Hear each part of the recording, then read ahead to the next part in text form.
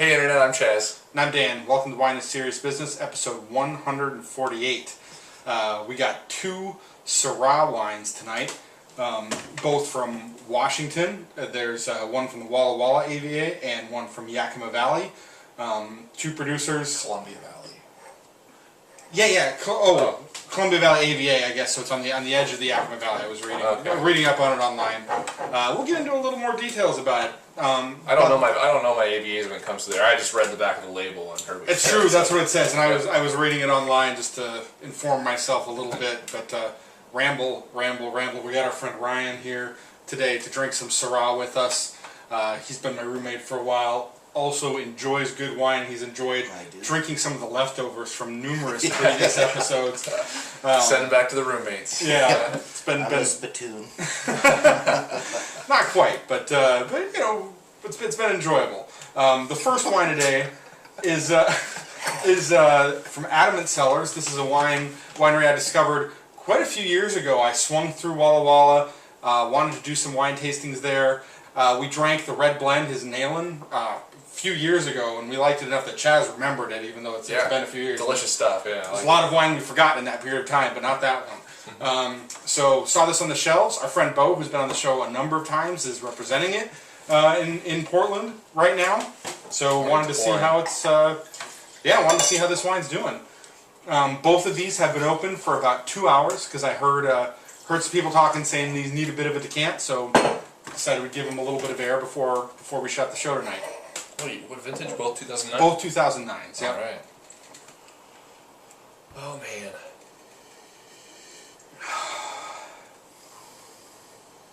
Big fruit.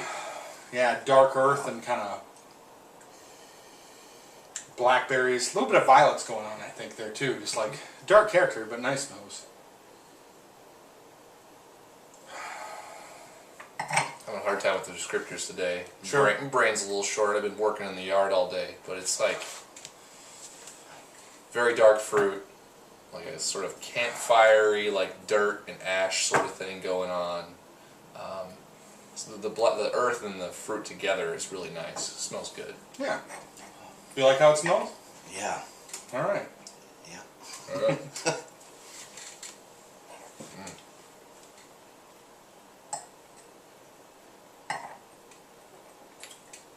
Really nice. Yeah.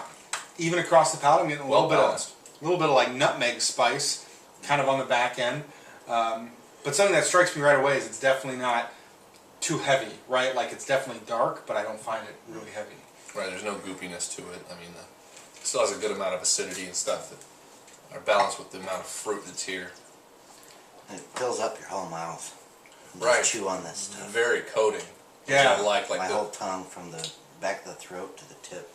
Yeah, it's pretty remarkable how the way this feels on the palate. I like it. Mm-hmm. It's delicious. And plenty of acidity. You mentioned that, but the acidity is definitely there. Keeps the weight a little lighter and it sticks around. I'm getting like some like lemon lime thing lingering with like some blackberry fruits. Yeah, there is some sort of like citric tartness or something going on in the finish. Right, it starts off pretty giving and like blackberries and maybe some plum fruit. I don't know. I like that. Yeah, I like plums. Yeah, that's good. But as the finish sort of progresses, like it leans more towards like this like limey sort of. I mean, there's like something citric back there. It's kind of keeping it fresh. It's good. It's an interesting. And it reminds me of kind of like some barely ripe blackberries, right? When you're like picking them off the bush and you get like there's the perfectly ripe ones, the ones like boy, in another day that'll be a lot bigger and juicier. Yep. Where it's still tasty, still some good blackberry flavor, but it's a little on the crisper side. And whereas on the palate I was getting that sort of campfire-y, darker thing, I'm getting that less here. Like it's just more like a very, very nice expression of fruit leaning into the tartness in the finish, but just not a lot of earthiness. Yep, just a little bit of tannins. Like I said, yeah, I'm getting some of that earth, but it's not strong. Like I wouldn't describe it as an earthy wine at all. Good stuff. Is this what comes to mind when you think about Syrah for you? Is this pretty in line with what you're expecting? Yeah, any Syrah I've ever had, it's just like it fills up your whole mouth, and it's really it's bitter. I think you were spot on when you're saying you eat a blackberry just before it's ripe, and it just kind of screws you up. Yeah, totally. Little bit of punch there, yeah. Do like this quite a bit, but I mean, sort of straightforward in its expression. The fruit here is really nice. It's well made, and it's absolutely delicious. 89 points for me. 88 for me. And one more question for you. Was there anything about this that surprised you, or you thought was or was not what you were expecting when you were thinking about Syrah? I've only had a couple Syrahs, Yeah. and this is the best one I've had. Okay. I've had Yellowtail and 2-Buck Chuck, and I'm not a connoisseur on Syrah, but I enjoy But it. you know what good, you know what good wine is, and Now, that's this is, yeah, it's leagues beyond. And you enjoy Bottom thinking about shelf. flavors, like, yeah. And we were talking before, we were talking about the ones that fill your mouth up, like that's what brings, that's what you expect from, or what you want to find in Syrah, right? Yeah. When you think, oh, go ahead. when you're thinking about what would differentiate this from the like the cheaper Syrah, what comes to mind first? Like, what's something that really jumps out to you that? Well, a cheap Syrah, it hits you in the back of your tongue, and it just kind of stays there. Makes you feel kind of parched, and this rounds it off a little bit with, it just has more fruity flavor, more of a blackberry. Excellent. Yeah, yeah. That's the kind of thing that why I love having guests on, right? Because that's insight that Chaz and I don't have. Absolutely. Well, it's like one thing when you step from, like you were talking 2-Buck Chuck or Yellowtail with these, like it's sort of one thing I think as you go up in price value, you'll notice is that the edges do get rounded off. Things get rounder, things get softer and easier. Right. And that's one thing that's awesome about fine wine, right? Like, and that's what I love so much about it. Yellowtail Syrah is really not that bad, but it's nowhere near as complex as this. Word. Nice. So wine number 2. This is Fausse Piste, made by a guy named Jesse Skiles. Our friends from the Teutonic Wine Company, who we talk about a lot, are friends with Jesse and have recommended like numerous times, like, you got to check this stuff out. I was at Renaissance Wines today picking up some wine, saw this on the shelf, and I'm like, now's a great time to try it. Let's do a Syrah show. We've been doing Pinot Noir and Oregon some stuff. white wines, for a while. Let's get out into the eastern part of the Northwest a little bit. But he's got a facility in Portland right now where he's got a restaurant, Salvage, attached to it. I've heard great things from a lot of people, so I'm really excited to give it a try. It's the first time I've ever tried Same wine here. from him. This is the 2009 Les Vignes de Marcoux is how I'm going to say that. I don't know if that's right or wrong. The OUX, the X is completely gone. All right, So, but it says Columbia Valley AVA. I was looking Marcoux. online. It says it's in the near the edge of the Yamhill region. I don't know if that's even its own AVA. I don't know. It's in the Yamhill Vineyard. What am I saying? No. Yakima. Yakima. Yeah. There you go. Well, I'm really bad at my Washington stuff still. Yeah. I have a good amount in my collection, but I just don't pay much attention to it. What people tell me that's really good, and I try it, and I'm like, yeah, it's good, so I buy a few bottles. And the takeaway from this was that it's an area that doesn't get as ripe or as receive quite as much heat as some of the other central and eastern Washington vineyards. Makes sense. Yeah. All right. Cool art on the label too. Yeah, it's a beautiful label. Illustration by Megan Jones. Yeah. I love it. That smells wonderful. A lot of earthiness going on in the nose here too. It's like the illustration on the front kind of matches the wine. It kind of looks like that. Tastes like that. And I'll say, yeah, it does have more of like a dry earth feel, where this has more of like a black earth feel on the nose to me. Right. Like scorched earth. Scorched earth. Like a tank. Tank round just exploded on this earth. Post WW2. That's old, Doug. That's old scorched earth. Yeah. Or whatever. Well, let's leave that alone. We'll just drop that. Yeah. Running with things because I'm tired. Little bit of smoke there too. The fruit is definitely more in the background in this. This is more like kind of like earthy and smoky on the nose. But the fruit is interesting too. It's just like fresh berries, right? Like it reminds me of. And definitely ripe. Like I'm getting a hint of something on the riper side. Yeah. Like the blueberry, strawberry. Like I buy blueberry, whatever berries are in season, I'm buying them, right? And it's like got a basket filled with blueberries and strawberries. I'm getting just a little bit of that behind all the Man, earthiness. and I really like that. I was digging, being Syrah, I'm like stuck in the cliche of darker fruits and like reaching for the blackberries and plums and stuff like that. But I think the strawberries and blueberries are a lot more accurate here. It's just, yeah, it smells beautiful. It's still dominated by that. Mm-hmm. That earthy, like sort of. It's not as heavy as the other one. Kind of took the Lot words lighter. right out of my mouth. Yeah, like and immediately when it hits the palate, Very right? There's light. a feeling of lightness to it. Mm-hmm. Whereas that one was coating. This doesn't have that coating effect, Right. Like it sort of, you can have that feeling like it's in the front of the tongue. Okay, now it's in the back of the tongue, in separate places. Whereas this was just like a blanket. Mm-hmm. And he said on the website that is something he's going for. What's that? It has more of a spring floral flavor to it. Whereas this one's deeper fruit. And Interesting. I really like the strawberry remark because I think that's really coming through on the palate. And that's not something I've seen on a lot of Syrah before. But this being a lighter style, it's definitely there, and it's showing some nice full expression on the mid palate. But in no way would I describe this as a rich wine. No, There's no weight to this at all. There's complex flavors here. I'm just having a hard time pinning them down. But one thing I can say about it is it's got a lot of acidity and a lot of tannin. And the acidity's got a good feel. Actually, both of the structural elements, I think, have a good feel to it. They dry the palate out pretty fully. Yeah. But the flavors persist through it. There's this like delicacy of flavor that persists. There we go. Yeah. It's delicate and it's elegant. Yeah. And its expression here. Like, this was definitely a richer, fuller wine. This is a very lighter, feminine version of Syrah. People joke a lot about Pinot Noir being too heavy and being like Syrah. This is the most Pinot Noir like Syrah I think I've ever tasted. Damn.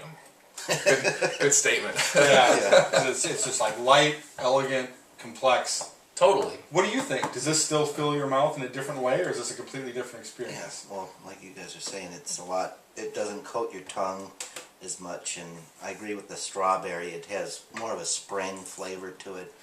And this guy is Young, more fresh of fruit. like late summer, like just heavy berry. Agreed. If you were drinking both of these for dinner, which one would you drink first and which one would you drink second? Well, don't most people drink ports with dessert or something? Oh, I can, I'd but... drink this guy afterwards. All right. We had This wouldn't dominate the palate as much as this one. Yeah, we had a little bit of discussion with this beforehand. And we just, you see what we came up with, but it was just by, let's see what happens. I agree that I think this would probably go better with food. It would probably mesh really well with food. It would be a really fun wine. I said, and this is a weird thing to say, I'm getting like a floral sense from it on the palate, Yeah. but I can't nail down like a certain flower that it reminds me of. Yeah. But it's good. Let's That's wrap right. on this for a little bit. Yeah, it's making us all think, and like I said, it's like a new experience of Syrah for me, which I'm enjoying. So Yeah, great wine. Yeah, very, very, very interesting and delicious. 91 points for me. I like it a lot. I like both of them for separate reasons, though. Like sometimes I want that big, like blanketing style, something that's That's very what I'm voluptuous, right? But sometimes you want something that's just way more interesting, has a lot to say, and that's this one. It's a hot chick, and it's cool to see out of like a newer producer too. Like really excited to see what other stuff comes out, from Fausse, Piste, and looking forward to trying other wines. That's good. Gotta score this. I am having a hard time here. Can't argue with the complexity of it. You can't, and so I'm right on the edge. Right, I'm thinking 89 because there's nothing that's really popping to me like yeah. But I'm gonna take it to 90. I'm gonna go with 90 because the texture of the structural elements are so well put together, and with a wine that's clearly Really well or that I would integrated. assume is like picked earlier, or you went out of your way to make this light instead of a more cliche Syrah. And I think there'd be a big risk with your structural elements when you're doing something like that. Probably so, yeah. And turned out good. And it seems to be executed really well. And it is making me think. So yep. So I'll go with 90, and definitely excited to try more wines from here. Yeah. So smoking. Yeah. So what? It's good. Now that you've tried these, what do you think this introduced you to something new that you'll look for in Syrah in the future? Yeah, this one is. I think they did something a little bit different, like you're saying. You're probably not used to the same structure of it, and this one is just way more what you would expect from a Syrah, and this one kind of thinks outside the box, and maybe it's because they're young. It's a different place, but yeah, I love this one. I'd give it a 98. Start posting on Cellar Track. Yeah. Stack it up. Question of the day, yeah? Yeah. Or are we on question, or do you want to talk some more? I kind of want to talk some more. There's probably an awkward cut in there somewhere, but do any foods come to mind with either one of these for you? Because Ryan likes to cook a lot, and I've seen some really interesting culinary creations come out of the kitchen. If you had to pick a dish to eat with each of these, which one would you do? I will eat steak with this one and soup with that one, like a chicken soup with that one. Like the chicken dumpling soup that you make, perhaps. I could see that working pretty well. And I'm inclined to agree. I like that the roast chicken with this. I would go more with like a pork loin, I think, something there. But pretty solid. Any foods jump out in your mind?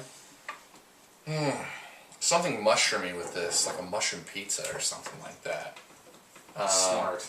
And then, yeah, I think I would lean more towards like beef or something like that with this, but it's something really rare too, like bleedy.